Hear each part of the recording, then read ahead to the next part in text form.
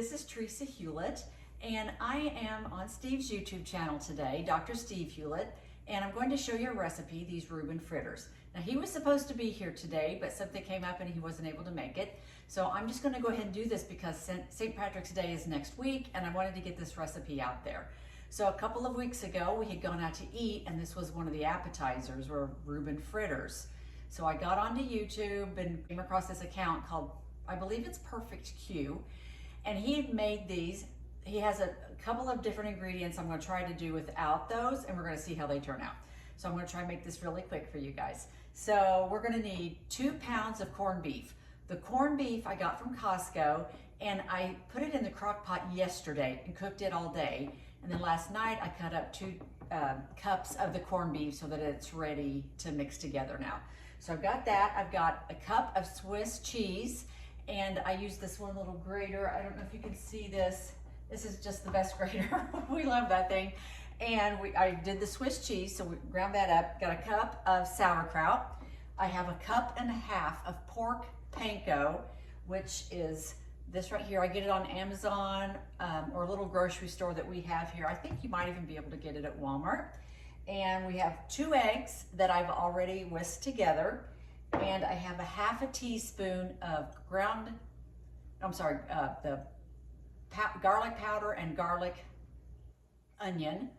And I have 2 ounces of cream cheese, a tablespoon of Dijon mustard, and I believe that's it. So I'm going to mix this all together. So I'm going to take this, I'll turn off the camera, mix this all together, and I'm going to make it into little balls. And it should make, he says, about 14.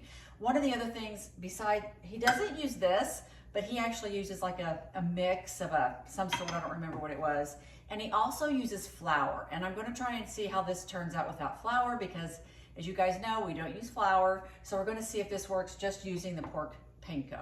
So I'm going to get this all mixed together, make up a few balls, and then let you guys see what that looks like. See you in a bit.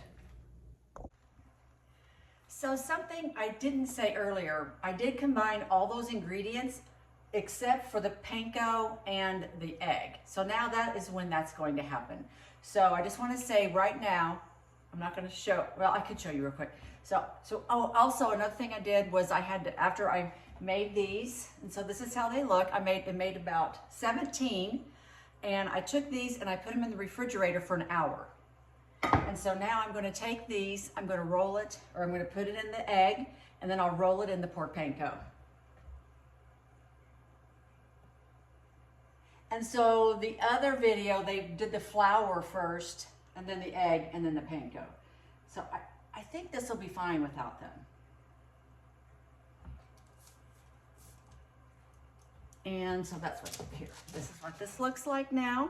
And so I'm going to just do all of those, and then I'll come back and I will be putting these, actually I'm just going to go ahead, roll all these, put them in my air fryer at 400 for 15 minutes. And then we're going to see how those turn out.